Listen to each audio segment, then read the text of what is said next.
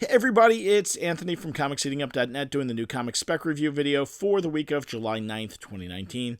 In these videos, we talk about the hot new comic book releases of the week. Last week wasn't as good as 2 weeks ago, but this week coming up, there's a lot of good books on tap, so let's jump right into them. Out from DC this week is Collapser #1. Now, this is an awesome-looking new DC series about an anxiety-ridden DJ who has a black hole in his chest. It's a quirky, offbeat young animal series that's pretty different. This is the kind of book that can take off.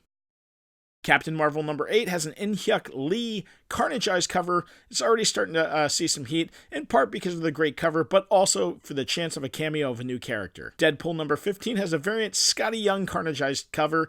That plays off the previous Amazing Spider-Man 611 cover. Could be worth the pickup. Giant Size X-Men #1 Facsimile Edition is the next in the line of the classic X-Men issues being given the facsimile treatment where they're being reprinted in their entirety. Immortal Hulk #21, not a lot to say about this. It's building up to something much bigger. Great story and art. This is always a pickup for me. Loki #1 starts off an all-new series for the God of Mischief following the War of the Realms storyline.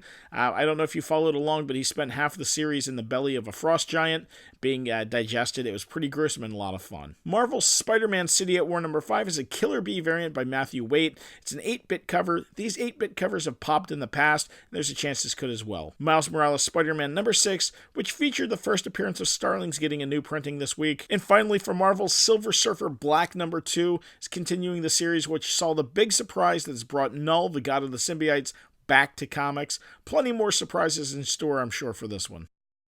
Now, I love indie books, and this is a great week for indies. First up is Orville #1. Now, this is the comic continuation of the cult TV show, written by the executive producer of Orville, David A. Goodman. Elvira, Mistress of the Dark #7 has a regular Lucio Perillo cover. That's pretty awesome. Perillo's covers should not be overlooked, especially at cover price. Vampirella Magazine #1 1969 Replica Edition is reprinting of the classic and expensive Vampirella #1.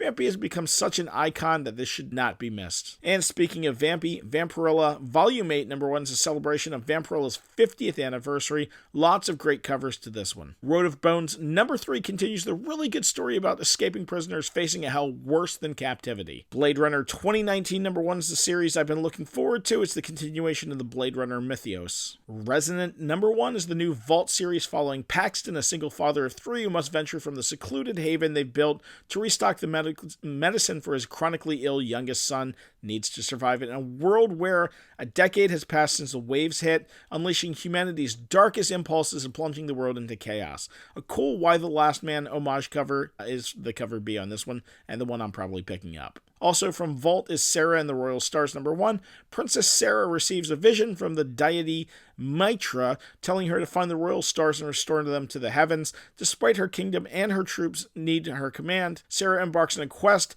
to find the fallen stars now trapped on Earth and save her people from dearth and death. Probably the book I'm most looking forward to this week is Vampire PA Bite Out of Crime #1.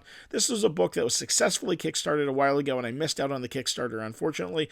It's now seeing print from American mythology. And just for fun, let's throw in X Liefeld's #1. Rob Liefeld is beloved for creating some of comics' most memorable characters in the last quarter century, but he's also created some of the most forgettable ones. In this twisted tale of spoofery, Liefeld's rejected, forgotten creations find inspiration from their creators' own stories and travel back in time to jealously stop his greatest creations from ever becoming popular.